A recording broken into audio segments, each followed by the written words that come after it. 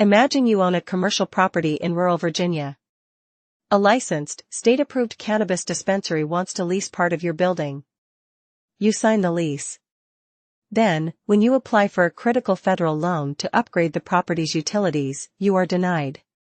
Not because your business plan is flawed, but solely because one of your tenants is part of the legal cannabis industry. This is not a hypothetical. It is a new federal rule, and today we will break down what it is, why it exists, and what it means for businesses and communities in Virginia. Welcome to the Norfolk City Cannabis Community Channel.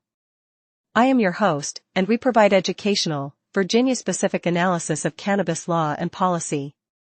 Here is the context. Today, we are examining a significant federal action that creates a new barrier for the ancillary businesses that support the cannabis industry.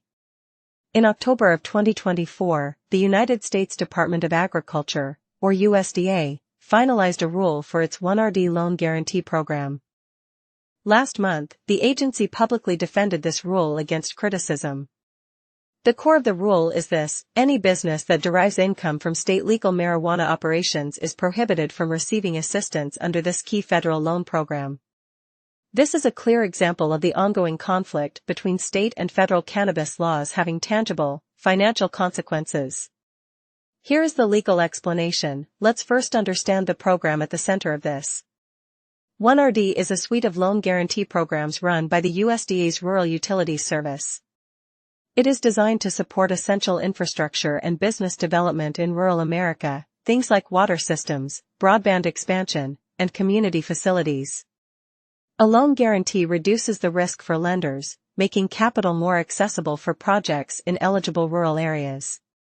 The new rule adds a specific ineligibility clause.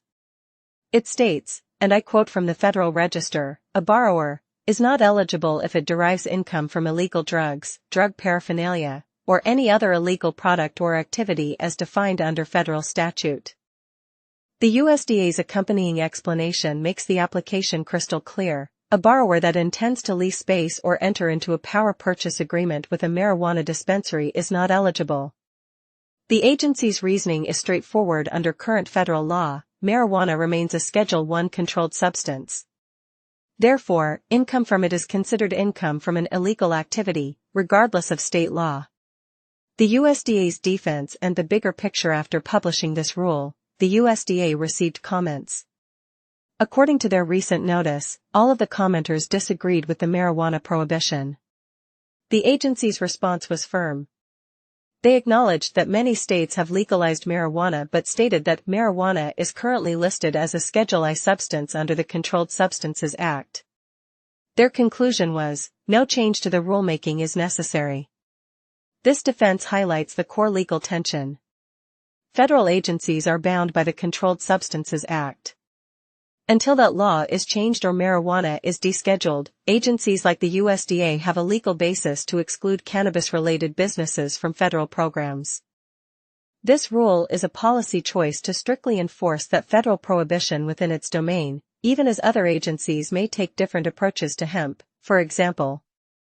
Who it affects: the ripple effect in Virginia. This rule does not just affect plant-touching cannabis businesses.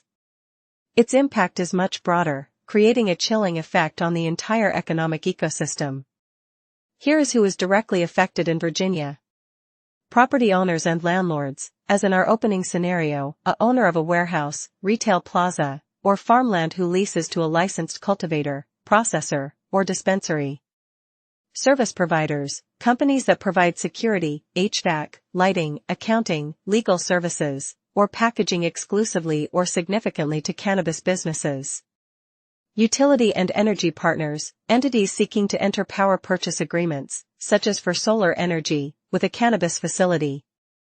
Rural communities, this rule actively discourages investment in rural areas that host cannabis businesses. A project that could bring better water or community facilities might be stalled because a dispensary is an anchor tenant in a commercial development. Why this matters? Let's make this concrete with a Virginia scenario. Consider a family in a rural county that has inherited a vacant agricultural building. A licensed hemp processor, operating fully under the 2018 Farm Bill, wants to lease it. The family also wants to use a USDA OneRD loan to install a water purification system for the property and their home. Under this rule, are they eligible? Well, the hemp processor is likely fine. But what if that processor later obtains a state license to also process adult-use marijuana? Suddenly, the family's income becomes derived from a federal illegal activity. Their eligibility for crucial rural development loans is now in jeopardy based on their tenant's legal state business. This creates instability and risk for anyone considering doing business with the cannabis industry. What to watch next?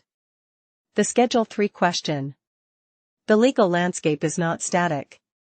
The article notes it is unclear if this rule could be impacted by the ongoing administrative process to move marijuana from Schedule 1 to Schedule 3. Rescheduling would not make marijuana federally legal, but it would officially recognize a medical use and remove it from the CSA's most restrictive category. This could force agencies like the USDA to reevaluate whether cannabis income constitutes income from an illegal activity. This is a key legal development to monitor. Let's summarize. The USDA's OneRD rule is a stark reminder that state-level legalization does not erase federal conflicts. For Virginia businesses and entrepreneurs, it adds a layer of financial risk and complexity to participating in the legal cannabis market. Now, I want to hear from you. How do you think this federal policy of excluding ancillary businesses from support programs will affect the development of a safe, professional, and well-capitalized cannabis industry here in Virginia?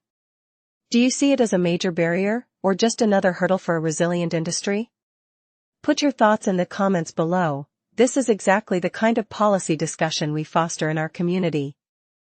If you found this breakdown helpful, please like, comment, and subscribe for more videos like this.